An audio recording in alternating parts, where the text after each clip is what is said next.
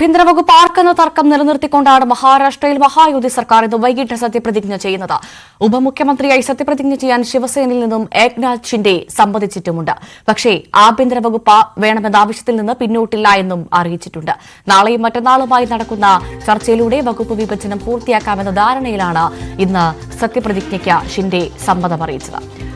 National ഡെസ്കിൽ നിന്നും കിരൺ ബാബു നൽകും കൂടുതൽ വിവരങ്ങൾ. കിരൺ, എന്തായാലും മോദിയുടെയും അമിത്ഷായുടെയും വാക്കിൽ ഷിൻഡെ ഒതുങ്ങിയല്ലേ? മഹാരാഷ്ട്രയിലെ രണ്ടാഴ്ചത്തെ സസ്പെൻസ് ആണ് അവസാനിക്കുന്നത്. പക്ഷെ അപ്പോഴും ആർക്കാണ് ആഭ്യന്തരം എന്നുള്ള കാര്യത്തിൽ തീരുമാനമായിട്ടില്ല. തർക്കം തുടരുന്നു അല്ലേ?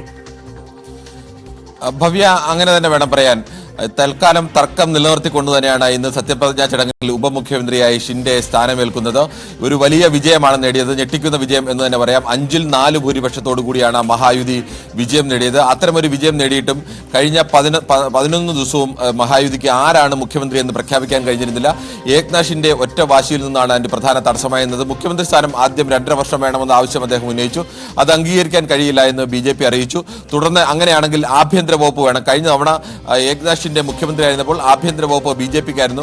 ഒരു കാരണവശാലും ആഭ്യന്തര വകുപ്പ് വിട്ടുകൊടുക്കാനാവില്ല എന്നുള്ള ഉറച്ച നിലപാടിലാണ്. പ്രത്യേകിച്ച് മഹാരാഷ്ട്ര പോലെ സംസ്ഥാനത്ത് ആഭ്യന്തര വകുപ്പ് ഏറ്റവും നിർണായകമാണ്.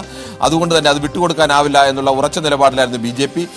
മറുഭാഗത്ത് ഷിൻഡെയും അതേ നിലപാടിൽ തന്നെ നിന്നു. അതായിരുന്നു മുഖ്യ തടസ്സമായിരുന്നത്. ഇപ്പോഴും ആ തടസ്സം നിലനിൽക്കുകയാണ്. പക്ഷേ സത്യപ്രതിജ്ഞാ തീയതി നേരത്തെ തന്നെ പ്രഖ്യാപിച്ചു. ഇങ്ങനെ സത്യപ്രതിജ്ഞാ തീയതി പ്രഖ്യാപിച്ച ശേഷം അത് മാറ്റുന്നത് ഈ സഖ്യത്തിനാകെ നാണക്കേടുണ്ടാക്കുമെന്നും അല്ലെങ്കിൽ വലിയ കടുത്ത നീക്കങ്ങളിലേക്ക് BJP പോകാനുള്ള സാധ്യതയും എല്ലാം മുൻകൂട്ടി കണ്ടുകൊണ്ടാണ് ഷിൻഡെ തൽക്കാലം വഴങ്ങുന്നത്. നേരത്തെ തന്നെ ഷിൻഡെയുടെ തന്ത്രം ഇതുതന്നെയായിരുന്നു. പരസ്യമായി എവിടെയും BJPക്കെതിരെയോ മഹായുതിക്കെതിരെയോ എവിടെയും ഒരു വാക്ക് പോലും പറയാതിരിക്കുക, എന്നാൽ ചർച്ചകളിൽ നിന്ന് മാറി നിൽക്കുക എന്നുള്ള ഒരു തന്ത്രമാണ് അദ്ദേഹം ഉപയോഗിച്ചത്. പക്ഷേ അതിനെ ഇപ്പോൾ BJP എന്തായാലും തൽക്കാലത്തേക്ക് മറികടന്നിരിക്കുന്നു എന്ന് വേണം കരുതാൻ. അദ്ദേഹം ഉപമുഖ്യമന്ത്രിയായി സത്യപ്രതിജ്ഞ ചെയ്യാൻ ഇപ്പോൾ സമ്മതിച്ചിരിക്കുന്നു. ഇന്നലെ വൈകുന്നതുവരെയും അങ്ങനെ ഒരു സമ്മതം അദ്ദേഹം പരസ്യമായി നൽകിയിരുന്നില്ല. പക്ഷേ ഇപ്പോൾ ഇന്ന് അങ്ങനെ ഒരു സമ്മതം നൽകിയിരിക്കുന്നു. അദ്ദേഹം വൈകിട്ട് ഉപമുഖ്യമന്ത്രിയാവും. നാളെയും മറ്റന്നാളുമായിട്ടാണ് വകുപ്പ് വിഭജന ചർച്ചകൾ നടക്കുന്നത്. അതിൽ ആഭ്യന്തരം കിട്ടിയേ മതിയാവൂ എന്ന നിലപാടിൽ തന്നെയാണ് ഇപ്പോഴും ഷിൻഡെ നിൽക്കുന്നത്.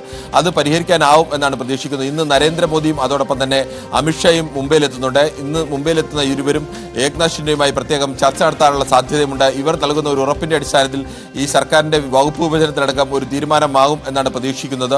എന്തായാലും ഇന്ന് വൈകുന്നേരത്തെ സത്യപ്രതിജ്ഞ ചടങ്ങ് ആഘോഷമാക്കാൻ തന്നെയാണ് BJPയുടെയും ശിവസേനയുടെയും അതോടൊപ്പം തന്നെ NCPയുടെയും തീരുമാനം.